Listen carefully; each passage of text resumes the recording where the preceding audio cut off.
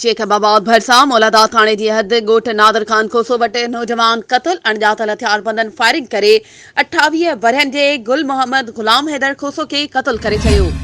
इन हवाले से वधिक तफ़सील लई रहियो आहे जेकबाबाद मां सीएन न्यूज़ जो रिपोर्टर जमील गुल थहीम। जी जमील, छा तफ़सील आहिनि? जी, जेकाबाद जे भरिसां जेको आहे राति देरि सां ही अफ़सोसनाक वाक़ियो जेको आहे पेश थियो आहे, जंहिंमें ॻोठु नादर खोसो में उते नामालूम हथियारबंद ॾुआरियुनि माण्हुनि जेको आहे नौजवान खे जेको आहे उन्हनि क़तल कयो आहे।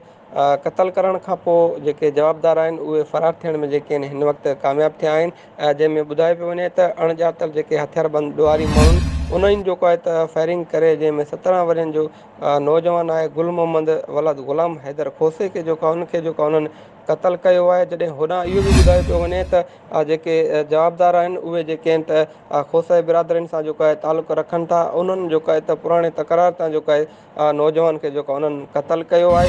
होॾां जेका इहो बि ॿुधाईंदो हलां तव्हांखे, मौलादा जी जेका पुलिस आहे उहा जेका आहे जा वारदात ते हिन वक़्तु पहुती आहे। उन्हनि लाश पंहिंजे तेबिल में जेको उन्हनि वरितो आहे। पोस्टमार्टम लाइ जेको आहे जेकाबाद सिविल अस्पताल लाश पुलिस जेका आहे उते खणी आई आहे। वधीक जेको आहे पुलिस जो इहो बि चवणु हुयो त हिन मामले जी जेका जांच आहे असां जेका त मुकमल जेका कयूं पिया। जी मेहरबानी जमील, तफ़सीलनि खां आगाह करण जे लाइ।